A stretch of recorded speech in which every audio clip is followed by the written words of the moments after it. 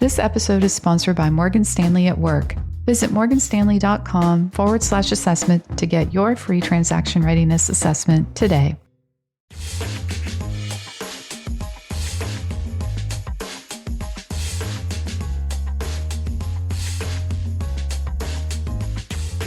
Hello and welcome back to Equity, the TechCrunch Podcast, where we unpack the numbers and the nuance behind the headlines. Today is January 24th, 2024. This is Alex. Welcome to our Wednesday show, where we dig into the critical startup and venture capital stories from the week thus far. As a reminder, this is our newly revamped Wednesday show format. So if you have comments or feedback, send them in to equitypod@techcrunch.com. We are always listening. We want you to get what you need. And speaking of things that you're going to get, well, on the show today, we have Artisse AI's new capital round and what that says about consumer demand for AI products, Built Rewards' massive new round that I wish had existed back when I was renting, and how Kittle is taking on Canva. Then we have a handful of smaller items, including what bulk exchange is up to, and then we'll wrap up the pod today with a couple of venture capital stories, including a new fund from former corporate investors. To work. First up, Artisse. Now, this is one of the many AI photo creation apps out there that let users generate photos of themselves. It just put together a $6.7 million seed round following what TechCrunch calls AI selfies viral moment. Now, similar to other companies on the market, Artisse users upload photos of themselves to train the company's AI on their own images, and then use a text or image prompt to essentially create new photos of themselves across various settings, postures, and styles. So if you really want to be Napoleon in space, well, maybe you can. Given how many of these services there are out there, what makes Artisse different? Well, TechCrunch writes that unlike its competition, the company's service is a bit more focused on making images that are, quote, photorealistic, essentially so they could stand in for professional photography if required. There is, of course, as with all things in life, a trade-off, with Sarah Perez reporting that training Artisse takes longer than some of its competitors, thinking 30-40 minutes, though the AI images that it produces actually only take a couple of minutes to put out. The company says that this system allows it to produce more realistic images than some of its competitors in the market, though, of course, I need to test that out to actually verify it. But what I care about a whole lot more in this context is that there does seem to be enough consumer demand for services like Artisse and its competition that many of them can do well at the same time. That bodes well, I think, for overall consumer AI demand writ large, which is bullish for all startups given how many of them want to use AI to reach new customers. In the case of Artisse, the app has been downloaded over 200,000 times to date, and the company claims that its images have been seen by something like 43 million people across social media. Whatever on that point. What I care about is that download number. Now, a few 100,000 downloads is a start, but it's a pretty good number for Artisse because they have shown an ability to convert those folks to paying users. The company charges power users between $7 and $40 per month for its service, and has converted enough of those free users thus far to paid accounts that it claims to have tripled its revenue to $1 million worth of ARR in December, and to be on track to $2.5 million worth of ARR this month. That's not bad, frankly. At that clip, it could easily clear $10 million worth of ARR this year and put itself on a firm footing to build something truly huge down the road. Moving along, one beef that I have long had with paying rent, apart from actually paying rent, is that you mostly can't use your credit card, so you mostly can't get points from that activity. Well, it turns out that my annoyance is actually a massive, massive business.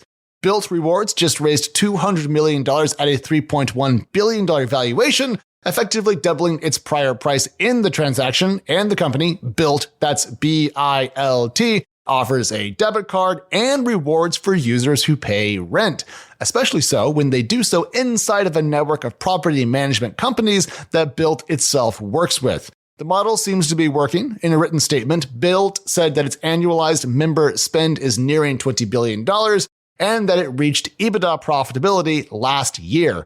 I guess if you want to raise 9 figures and double your valuation, being profitable doesn't hurt when you're growing.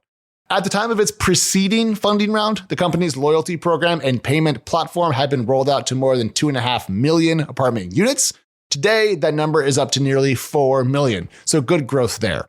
The lesson for me is that whenever you have something that annoys you, there may be a massive startup possibility in the wings. Where was Built when I was paying more than a third of my gross income in rent in San Francisco? Little did I know that annoyance was really the seed of a unicorn to come.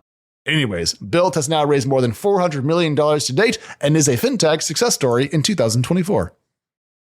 The third most important round I think that we've seen thus far this week is from Berlin-based Kittel. That's Kittl, and it just put together $36 million. That's the boring bit. What's cool is that Kittel is building what TechCrunch describes as a, quote, graphic design tool that you can use in your web browser without having to install an app. Web-based? No app? Swoon! That is music to my ears, especially in the current era when Apple is having beef with every developer on the face of the world. But where does Kittel fit into the market today, which is replete with graphics handling tools? Roman Da writes for us that, quote, Kittel essentially wants to nail down the middle of the market. The company is trying to build a design tool that is more powerful than Canva and that doesn't carry all the legacy of Adobe's applications. And it does offer free accounts, although of course you have to pay for all access to its features. Freemium prosumer web apps? How delightfully retro and cool. And because Kittel is based in Berlin, this is also another round based in Europe. It seems very busy over there to start 2024. Is your company planning to go public or conduct a shareholder liquidity program within the next 18 to 24 months? Did you know that proactively planning for your next private company liquidity event or IPO can help you maintain greater control over timelines and outcomes? Morgan Stanley at Work believes that when you have the right technology and systems in place, working in harmony leading up to a transaction, you can prepare and execute with more accuracy and ease. Visit morganstanley.com/assessment to connect with their issuer strategy and excellence team for a free assessment to find out if your company is transaction ready. Again, that's morganstanley.com/assessment to get your free assessment today. Before we scoot on to venture capital news, a couple more rounds, the first of which is Bulk Exchange, which just raised $4.5 million. I actually wrote up this story and I wanted to cover the company because we don't talk about its space very often. Now, in this case, Bulk Exchange is building a construction bulk material purchase and disposal platform. And given how big the market is for sand and gravel and the like, I think it's a neat company. It's tackling an industry that could use a digital tool to help it get off of physical paper. And I mean that literally. The company's CEO told me that today, purchasing sand and gravel and getting rid of things like old concrete currently involves 3-ring binders, phone calls, and personal relationships. So it's a big market that's currently stuck in the Stone Ages. Great place for a startup. To close out our startup coverage this morning, I am still chewing on the fact that Indian edtech giant Byju is looking to raise capital at a $2 billion price tag. Now, for many companies, that will be a victory. Hey, we're going to raise it at $2 billion valuation. Huzzah! For Byju's, talk about a fall from grace. It was once worth $22 billion for reference. So $2 billion, when you measure down, is pretty small. Elsewhere, it does seem that edtech is having a pretty rough go of it in recent years. Now, I personally don't know what could shake up that dynamic apart from, another COVID, God forbid, but it does seem from my end to be hard times out there for education-focused tech shops.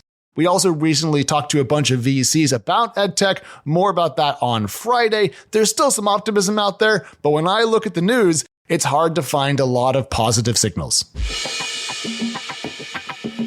Turning to venture capital land, who knew that M&A was going to be the thing we couldn't shut up about? Well, General Catalyst, which recently bought a hospital, is also contemplating buying, and I quote, an India-focused VC as part of efforts to expand its presence in the fast-growing South Asian startup market. That's according to TechCrunch. Please keep in mind that General Catalyst also recently bought a health group, so it owns hospitals. Why not also buy a VC out of India?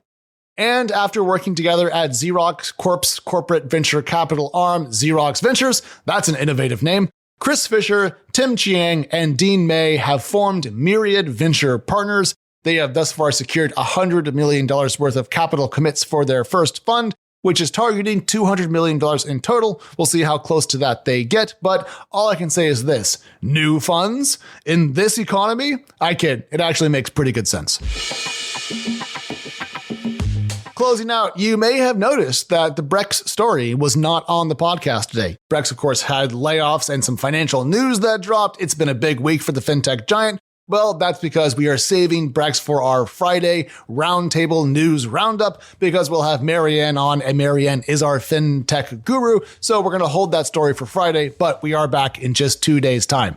In the meantime, if you need even more from the Equity crew, well, we are Equity Pod over on X and Threads, or if you're into short form video, we're also TechCrunch Pods over on TikTok. All right, we'll talk to you soon. Bye, everybody. Equity is hosted by myself, Editor-in-Chief of TechCrunch Plus, Alex Wilhelm, and TechCrunch Senior Reporter, Mary Ann Azevedo. We are produced by Teresa Loconsolo with editing by Kel. Bryce Durbin is our illustrator, and a big thank you to the audience development team and Henry Picavet, who manages TechCrunch audio products. Thank you so much for listening, and we'll talk to you next time.